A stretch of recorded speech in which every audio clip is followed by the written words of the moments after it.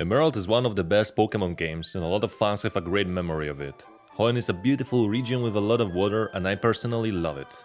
And I decided to play the game with Hardcore Nuzlocke rules, using only water types. It should be a relatively easy challenge, but a great beginning for the journey with monotype playthroughs.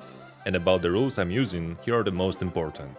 So I can only catch the first water type that I find in the location. When a Pokemon faints it is permanently boxed, I cannot use items from the bag during the battle, I can't overlevel the next gym leader ace Pokemon, and of course battles must be played in the set mode. Since the type I picked is water, I still have available a lot of great Pokemons in Generation 3 games. We won't be able to get everyone though, because firstly, finding a Feebas for Milotic could take a really long time. Secondly, Surskit is not obtainable in Emerald. And finally, I decided not to use traded evolutions here. Even without them, the Pokemons we are left with have great second types which will help us in covering our weaknesses. So we started the journey by naming our character Karsh, and we woke up in the back of a track. Excuse me? Why mother locked me here? After I finally got out of the track, I started asking her questions and asked her where is dad, but in the end we just missed him on the TV. We got out of the house and helped our neighbor Professor Birch, and we got ourselves a starter, the Mudkip. Look at this beautiful smile! We named him Giant and then we went to battle Maid to show who rules in this hood. After that we got the Pokeballs and finally we could go and catch some team members. First in the north we got Wingull that I named Pekka, and then in the west we got Lota that got named El Sombrero. After that we went to Petalburg to meet with our father. Suddenly a boy came into the gym and father wanted us to help him catch his first Pokemon. Dang, he really shows more love to this guy than his own son! While we went to catch a Pokemon for him, he said that we could be stepbrothers. We rushed into the gym and asked Dad, what the hell is going on? Is that why you don't live with us? Is that why mother kidnapped me in a track? As he tried to explain me that he only wanted me and Wally to be friends, I had enough of it and I moved on to the next route to catch ourselves another encounter, Marill, which I named Blue Pikachu. Marill can have a huge power ability which doubles his attack and make him more viable in battles, but sadly this one had a thick fat ability and would mostly find a use as a tank. As we progressed in the woods, we helped this poor guy and took care of a Team Aqua member, which was an easy task with his level 9 Poochyena. As a reward for the help, this guy gave us his great ball. I don't know what's so great in his ball, but I guess he was trying to be generous.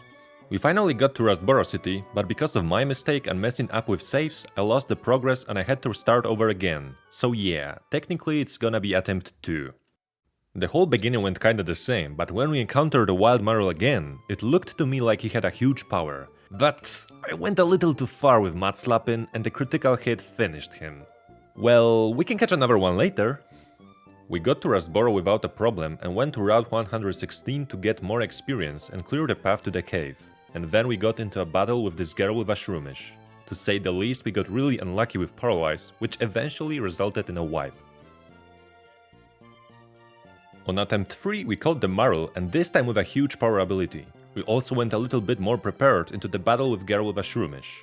After that we trained for some time and Sombrero evolved into Lombre. Then I took on to the first gym leader Roxanne. I led with Mudkip and took down 2 Geodudes with Oregon, and after that she went for Nosepass. It's much tankier even with a weakness to water. After dealing some damage to it and tanking a Rock Tomb, I decided to switch to not risk a death from a critical hit and before Nosepass goes for a block, because after that I wouldn't be able to switch. And he did just that after I go into Lombre and blocked me. In next turn I misclicked on Absorb instead of Bullet Seed and Nosepass took a lot of my HP with a Rock Tomb. It healed with a Citrus Berry and we tried to take it down with Bullet Seed. We were lucky because Nosepass went only for a tackle and missed it one time. After some turns and healing we finally took it down and got our first badge. Then we had to help Devon Dude again. We also got back Pico from Team Aqua Grant to this old man. And then the Devon Dude rewarded us with his second ball and it was also great. And more to that we got a task from Mr. Stone to deliver Alice to Steven Stone. Maybe he also wanted to reconnect with his son.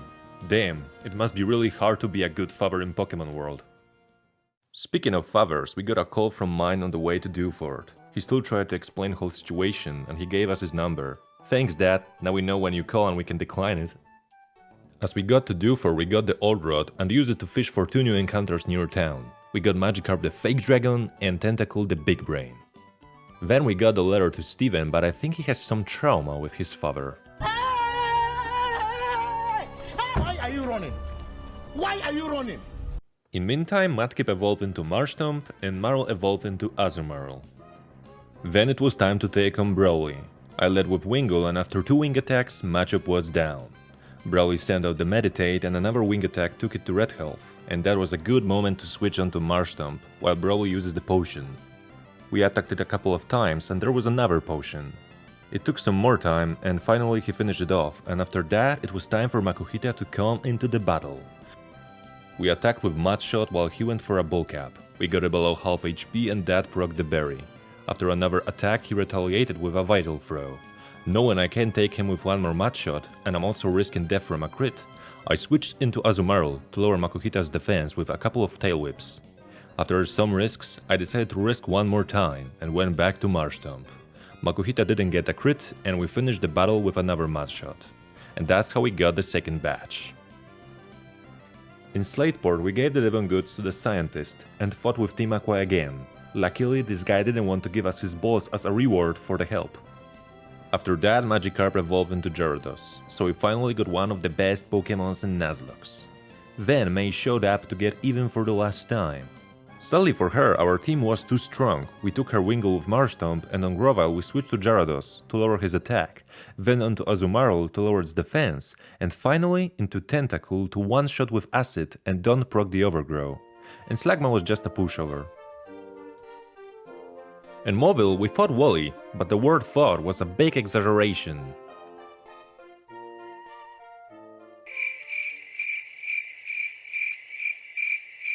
Come on Wally, get your shit together! After some training, it was time for Watson. Even though electric types shouldn't have a problem with water types, and Watson has a nice team, we have a Marshtomp, which makes this battle pretty easy. But first we started with Azumarill to take care of Voltorb. Unfortunately he got paralyzed from Spark, so I switched into Lombre. After 2 turns the Voltorb self-destructed, leaving me with 2 HP. Glad I didn't lose my Sombrero, I switched into Tentacruel on Electrike. Tried to poison it, but after a fail, I switched into Marshtomp and just swept the rest of the battle with Mud Shots. You see guys, I have a tendency to overthink and complicate the battles, and sometimes they're really far from optimal, so me and you will probably see me doing mistakes. But hey, that's also what it's about, and that's how we get better. Now as we had the third batch in our back, we traveled to the north, went to Fallarbor Town and got into Meteor Falls and saved another scientist from Team Magma. During that journey, P.E.K.K.A evolved into Pelipper. Then we got onto the peak of Mount Chimney to find Maxi messing with Meteorite. We won the battle without a trouble and confused Archie asked us whether we are Team Water or Team Ground. Listen man, don't you see I'm already showing Water type is overpowered? After a bit of training, it was time for Flannery, the Fire-type gym leader, which shouldn't be a problem for our team. We led with Marshtomp. We used one Water Gun to take down Numel, then a Mud Shot to take down Slugma, and on Camerupt we hit one Water Gun, which wasn't enough. Unfortunately, for a couple of turns, Giant decided to simp, but finally we finished off the Camerupt with a Mud Shot. The last incoming Pokemon was Torkoal. I went to Gyarados to lower its attack because it likes to Body Slam, but I didn't know about the Torkoal's ability White Smoke, which prevents the stat drops. I went to Azumarill and attacked with Bubble Beam, and after Sunny Day I went for a Defense Curl and finished enemy with 2 rollouts. And that's how we got the batch number 4. Soon after that, Big Brain evolved into even a bigger brain. We finally got courage to talk with the father about the family problems, and we got into a fight. Of course, a Pokemon fight. We led with Marshtomp again and took down his Spinda with 2 Mud Shots. On Vigoroth we also went for another Mud Shot, and then it was a good moment to switch into Gyarados. And a couple of strengths, healing and a critical hit later, we took it down. On Linoone we also went for a strength, and we prevented it from getting a Bully Drum attack boost. Another strength finished him off. The final Pokemon I went to Azumarill that I taught the Dig to avoid damage from Slacking. But after a moment I realized it is a counter which makes him go second in the turn, and my strategy relied on him going first. Because of that I tried to get defense drops with Rock Smash, and on the turns he was about to attack, I used defense curls to not get countered.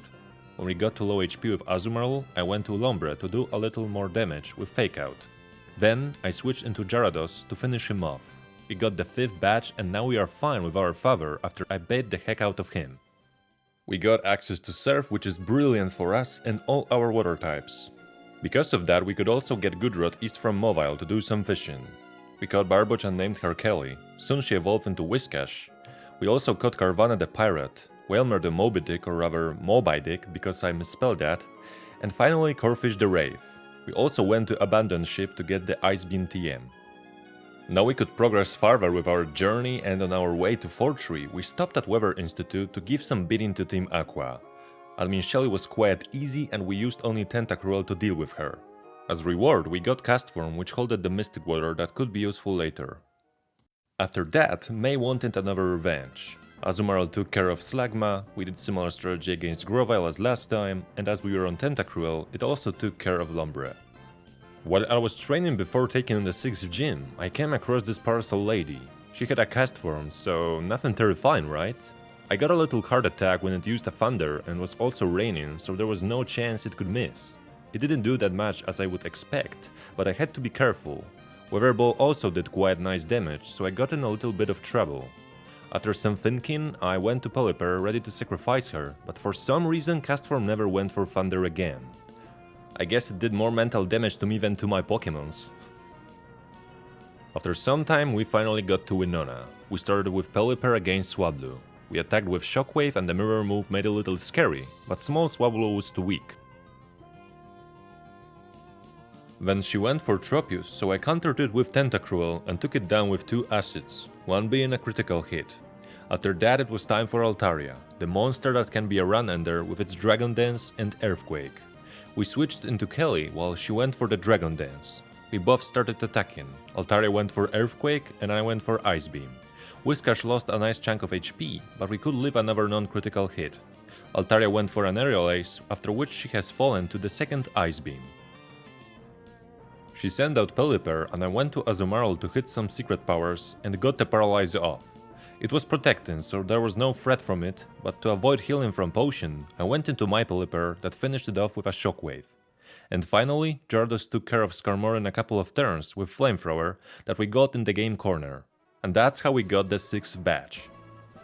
Now we could go to Ludicolo, and this is the last time we showed May that we are better. After we got the Pokéblock in the contest hall, I also went to Safari Zone and caught Psyduck, which I named Daffy. On top of Mount Pyre, we found Archie still in the red orb from Old People. He really cannot see the red is not for the water? Since Maxi stole the Over Orb, we had to go find him in the magma hideout under the Mount Chimney. When we found him, he tried to wake up the Groudon, and he was like, "Look at this glowing ball!" Anyway, he got mad and we had to fight him. We started with Tentacruel and that's when I realized his Pokémon's overleveled mine by quite a bit. We went for Surf and Mightyena confused us. After a couple of tries and nearly losing Tentacruel, I had to switch, so we went to Gyarados and with a nice strength crit, we took it down. He sent out his Camerupt, which he attacked with another strength, and he retaliated with a Rock Slide. We went to Whiscash to finish him up with a Surf. His last Pokémon was Crobat, so we started using Ice Beam and he went for Wing Attack, and then he healed with a Potion. Not wanting to risk losing Whiscash, we switched into Pelipper to finish him off. After getting a crit hit from Wing Attack, I decided to go for it, seeing that we should survive non-critical attack. We lived with a sliver of HP and hit him with a final move. And of course, in meantime, Team Aqua had to bother Scientist and steal his boat. We evolved Psyduck into Golduck and rushed into Team Aqua hideout to tell him that stealing is bad. After a fight with Swallow Mud, they just ran away and didn't want to give back the toy to the Scientist. But finally we got access to Ocean, so we could get more encounters. First we got Sphil and named him Breezy, then we got Super Rod in Moss Deep and fished for Staryu in Lily Cove. We caught it and named it Patrick. Now we could go and take on 7th Gym, but before that we evolved Carvanha and Corphish to make use of their helpful Dark type that could be crucial for these psychic enemies. After teleporting and fighting some trainers, it was time for Tate and Liza, the battle that can always bring in some meds in our dev stats. The battle was pretty long, so I cut out the things in between moves that weren't important. I started with Golduck and Whiscash. The plan was simple, to use Surfs, take down Claydol and maybe Xatu and then do the same to Solrock and Lunatone. In the first turn the bird went for Confuse Ray on Whiscash, but Kelly hit the Surf through Confusion. Claydol went for Earthquake. We brought him down to red health, so in the next turn it got healed by a potion. But Xatu went for Sunny Day, which I didn't expect, and that shattered my plans, since water moves dealt less damage, and this time Whiscash hit herself in confusion. I changed the plan and switched out Golduck into Gyarados and left Whiscash to finish Xatu with Ice Beam. But unfortunately Xatu used Psychic on Kelly, and Claydol's Earthquake brought the first death in our run. We went for Sharpedo, and the next turn we attacked both of enemies. Shark dealt a nice damage to Claydol, but got confused by Xatu, which Gyarados took down with Strength.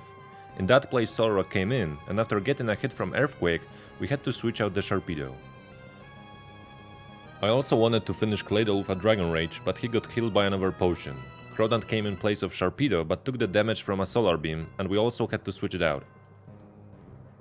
Pelipper came in, and I still tried to focus Claydol with Gyarados. It went for Earthquake, but it didn't affect anybody. Solrock went for a Flamethrower, but that did low damage to Pelipper. Sun finally faded, so I went for Hydro Pump and Surf. Unfortunately, Hydro Pump missed, and Solrock got another Sunny Day off before Pelipper hit the Surf. We didn't finish Claydol, so in the next turn he healed yet again. Knowing they will focus Pelipper, I went for Protect on her, and in the meantime I kept on using Hydro Pump with Gyarados, but this time we focused the Solrock. It healed with a Citrus Berry, so I couldn't finish him with another Hydro Pump. I got a lucky second Protect on Pelipper, and Gyarados used Flamethrower to bring Solrock back into the range. I had to switch Pelipper, so I went back to Goldak. The Hydro Pump from Gyarados took down the Solrock, and in its place they sent out the Lunatone. Claydol used Psychic on Daffy, and he survived with a bit of HP. Being at a bad spot, I kept Gyarados using Hydro Pump and had to sacrifice Goldak, which in his final breath used Surf to deal some damage to enemies. He died to Psychic, and with hope for another one from Lunatone, I went to Sharpedo to neglect the damage.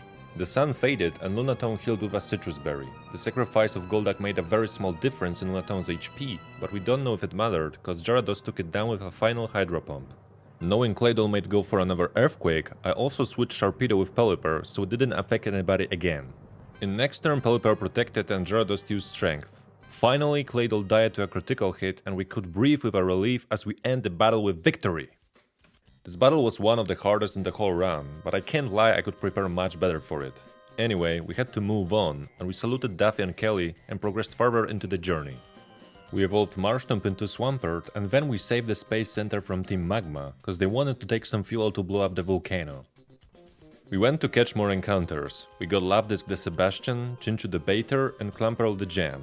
Most of the time when I look at encounters location, I follow the rule it should be unique in their description. For Emerald, every Pokemon caught underwater is said to be found underwater, no matter in which route we dived. In this case I made an exception, but I ended up using only Chinchu, so it didn't really matter. Now since we got Dive HM, we could also go and grab a Water Stone from Abandoned Ship, and we used it to evolve Staryu into Starmie. We also evolved Spheal into Cilio and Chinchu into Lantern. Now we had to go to Seafloor Cavern to stop Team Aqua from making an even bigger mess. We got to the end of it to find Kyogre, and Archie challenged me. As the tradition, we started with Tentacruel against his Mariana. Then Archie went for Crobat, which we took down with Lantern, and Sharpedo was also not a problem for us. Nice and easy, we beat him and we saved the Hoenn from Kyogre. Bye-bye! Oh, come on! Now we had to listen to Archie whining for a moment, and we had to go to Sutopolis. As we get there, we witness the battle between two titans. So we quickly hid in the cave. Turns out there was a Wallace, and he asked where we want to go on vacation. We've chosen Skypillar Tower and ding ding ding! I don't know why, that's the right answer. Wallace was gonna wait for us there, and we got to our destination. Wait, what? I got tricked and had to speak to big hacking lizard on the top of the tower. This isn't what I applied for. Excuse me, Mr. Lizard, where do I find reception? Oh, okay, I guess we are going back to Sutopolis to talk with Wallace. There we see a scene in which Rayquaza stops the battle between two legendaries. Hey guys, let's play hide and seek! So they went their way, and we had peace again, and didn't have to run away. Now we could continue our journey and get the last badge. But before that we evolved Lombre into Ludicolo, and got a Giga Drain TM for it in round 123. Now it was time for a final gym. You know how the gym leaders tend to have a name that is connected to the type they are using, like Roxanne, in which the first part of the name refers to rocks, and Watson, with the watt being a unit used in electricity. And then in the 8th gym in Emerald we have Juan, which truly reminds me now only of the horse. Probably there is a deeper connection in that, but at first it looks really off. Anyway, we took on Juan to see who is better master of the water type. We led with Lantern and his Lavdisk went for Water Pulse. He didn't get a confusion on me, so he went down to Thunderbolt without any problems. Next one was Whiscash, so I switched into Ludicolo, while enemy went for Amnesia. We got a critical hit Giga Drain, which might matter after he got the boost in special defense. After that, Juan went for Cilio. He used another Giga Drain to take 2/3 of its HP, and it went for Aurora Beam, which didn't do much. Another Giga Drain and third Pokemon was down. So now he decided to go for his ace Pokemon, Kindra, which can always bring in some problem with its resistances, and this particular one has a double team, which brings in the RNG into that. So it started with 2 double teams while we hit it with 1 Giga Drain and missing the other. Being out of power points for it, I decided to go for Nature Power, which in built-in is a Swift. And that was really good because Swift is certain to hit, but the damage wasn't high. So after trading some hits, it went for the rest and woke up immediately with a Chestoberry. We traded a few hits more and I got frozen, but I had to switch anyway because of Ludicolo's HP. So after some thinking, I've decided to go Starmie for 2 reasons. One is that it resists the moves of Kindra, and the other one is that we could stall with Cosmic Power and recovers. We started boosting our defense. Enemy, after seeing he can't do much damage, decided to use one more double team and kept using Ice Beam. And after some turns of using Cosmic Powers and recover, I tried to hit a Psychic. Luckily, we hit the second and the third Psychic, which was enough to take it down. In the end, we got blessed with RNG not only because we hit those moves, but also because even with so many Ice Beams, I never got frozen on the Starmie. And the last obstacle in this battle was his Crawdaunt. We switched into Lanturn and in the next turn we took it down with a Thunderbolt. So the horse had to recognize our superiority and give us the 8th badge, which entitled us to go for the final challenge in the shape of Elite 4. So it was time for Victor Road and our first obstacle was Wally, which I didn't prepare for cause I forgot he appears so early in the cave. Wally played that bad and we have beaten him without any losses. We went through most of the cave without any problems, but just before the exit, I accidentally got into an optional double battle. To say the least, I've learned that Slaking has a Thunderbolt, so he got a critical hit on our Starmie and we lost it. Another bad thing was that Gardevoir went for skill swap, so Slaking didn't have to wait every other turn and could just attack us. The battle started to look really sweaty cause some of my Pokémons were already damaged before it started. Luckily, we got through it without more losses. Finally, we could go to our destination and make the last preparation. We evolved Cilio to Walrein and got everybody to level 55, because the level cap I went for was the highest Pokemon level in Elite 4 members, so not Champion, which was Drake's Salamence with level 55. The team that I went with for this final challenge was made of Lanturn, Tentacruel, Gyarados, Swampert, Ludicolo and Walrein. Without further ado, we started the battle with the first member Sydney, the Dark-type Master. We led with Lanturn against his Mighty Hyena to Intimidate and also paralyze it. We got lucky enough to get it fully paralyzed, so it didn't do anything in the first turn. I switched into Gyarados and wanted to start a setup. Unfortunately we got hit by Sand Attack, but I decided to stay. We attacked with Strength and 2 were enough to take it down, but we missed one time. But Mighty Hyena also got fully paralyzed again, so we only took 1 crunch from it. Sydney went for Absol and I thought it's a good moment to start a setup. I went for Dragon Dance while he got Swords Dance attack boost. Then I decided to risk and go for another Dragon Dance. Absol instead went for an expected Rock Slide, which brought me to really low HP. I didn't think of that, so now I had to switch because I wasn't sure about killing it. I went into Swampert and ate a Slash. The next turn started with Absol using Swords Dance again, and I went for Earthquake, which brought him to red health and proc the berry. After some thought, I decided to stay cause switching could also be risky. To my surprise, I went first and finished him with another Earthquake. It means we had to be speed tied and we won it at this clutch moment. Since Sydney has a couple of grass types in his team, he went for Cacturne to counter the Swampert. I switched into Tentacruel while he went for Cotton Spore, but it didn't work on Big Brain because of his ability Clear Body. We went for an Ice Beam which nearly killed him and he attacked with Feint Attack. In next turn Sydney used Full Restore, but this time Ice Beam got a higher roll and that was enough to take it down. Next Pokemon was Shiftry, so I kept on using Ice Beam. This time enemy got frozen and did nothing to us. Sydney used Full Restore again and another Ice Beam did around the same damage and froze him for the second time. It didn't matter because we were faster and we took him down in the next turn. Last was Crawdaunt, so I switched into Ludicolo while he went for Swords Dance. I used Fake Out and in the next turn we finished him with a Giga Drain. And that was a battle with Sydney. Besides a moment with Absol, there weren't any problems, so we could move on to the second member with our whole team. I didn't heal to full HP before Phoebe because I messed up my healing items. I also didn't prepare that much for this battle, thinking that it should be a relatively easy one. Anyway, I started the fight with Gyarados and I was thinking about doing a setup, but I forgot I don't have a physical attack that could hit ghosts, so we only intimidated Dusclops and saved Gyarados for later. I switched into Swampert and Dusclops went for Protect, so there was no damage from it, but Swampert had a bit lower HP after last battle. Dusclops went for Protect, so we had another turn of nothing happening. On the next one though, we hit an Earthquake and Ghost finished itself with a Curse. Thanks buddy for the help. Next one was Banette and Curse started taking my HP, so I went for a switch into Gyarados. It got hit by a Shadow Ball and after that I went for Hydro Pump, which missed. Well, that switch wasn't the best. We got hit by another Shadow Ball and in the next turn I got the Hydro Pump and took more than half HP of Banette, which luckily went for Grudge. I thought that Waterfall would be enough to finish it, but it lived at really low health and retaliated with another Shadow Ball. So Phoebe used a full restore and I went for another Waterfall.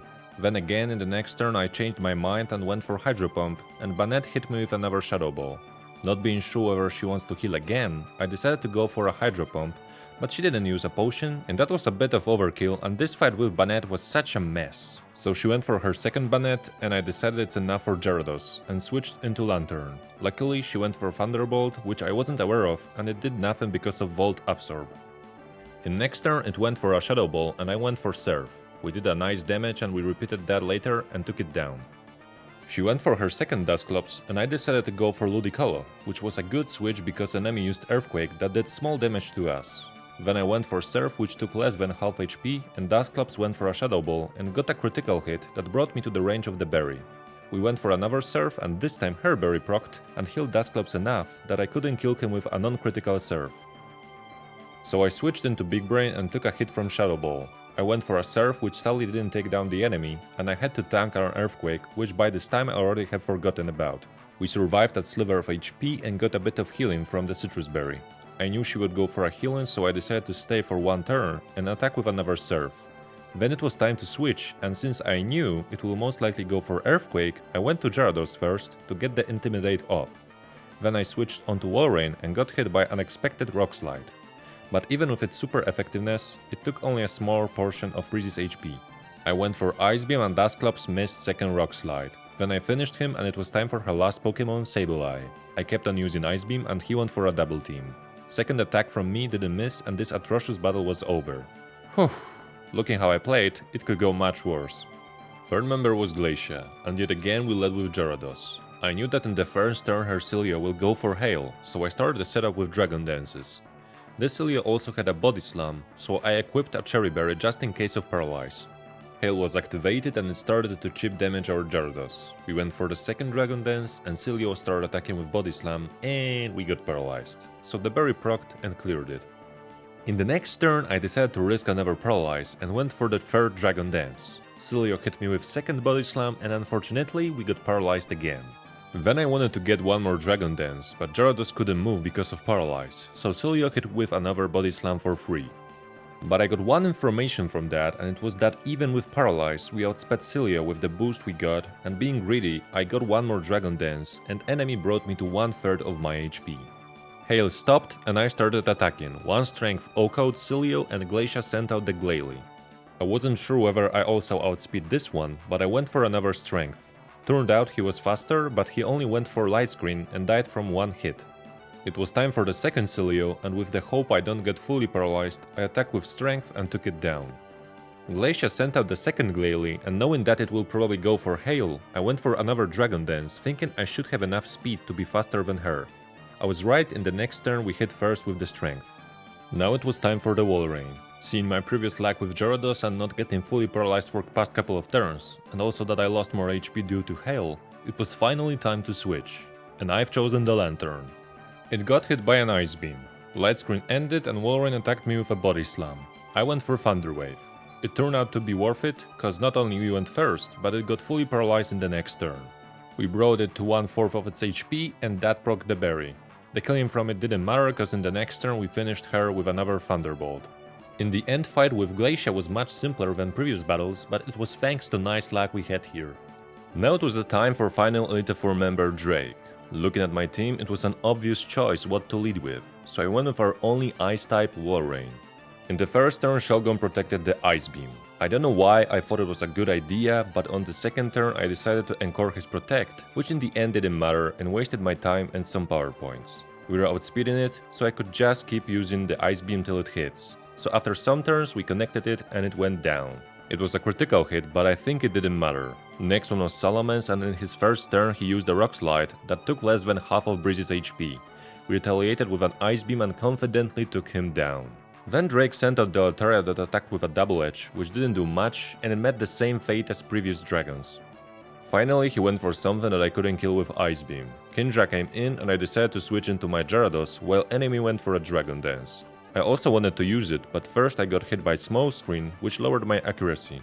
So after getting the boost, in the next turn I attacked first with Strength, took half of enemy's HP, and Kindra went for another Dragon Dance. It outsped me in the following turn and hit me with a Body Slam and paralyzed me, but it didn't stop me from using another Strength to finish it.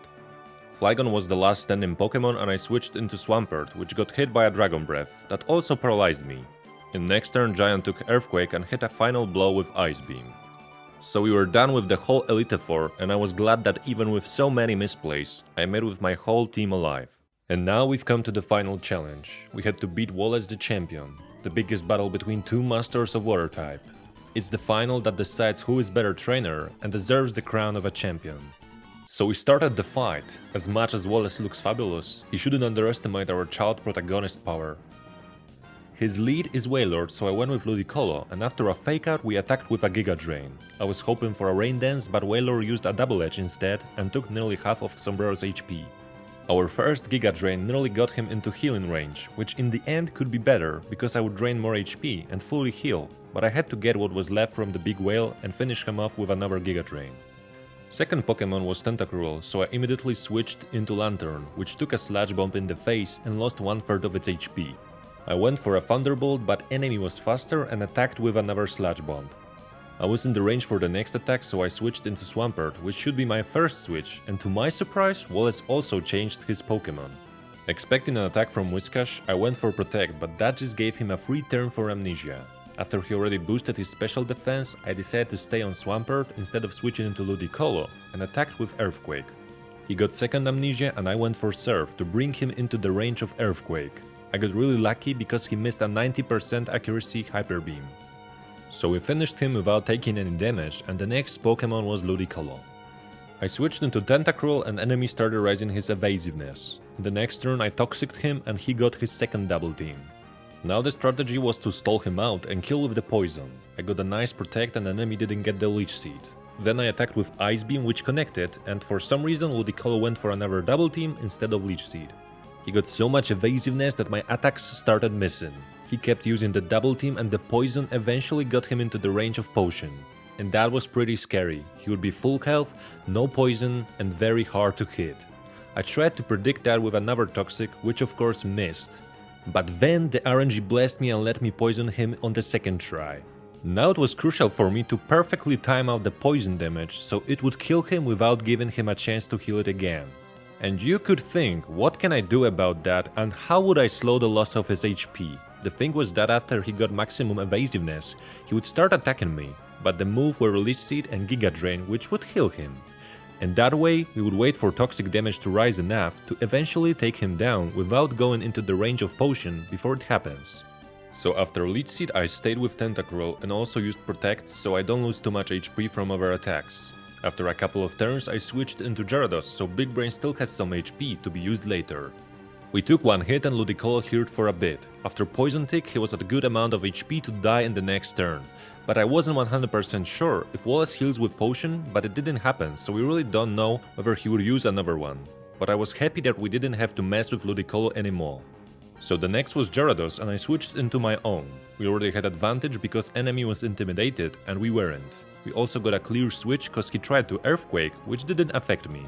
I started Dragon Dancing and enemy Gyarados didn't want to dance, so he went for a Surf instead, which took me to nearly half HP because it was a critical hit. I went for the second boost and enemy felt the vibes, so we were dancing together, but I had to be careful with my lowered HP.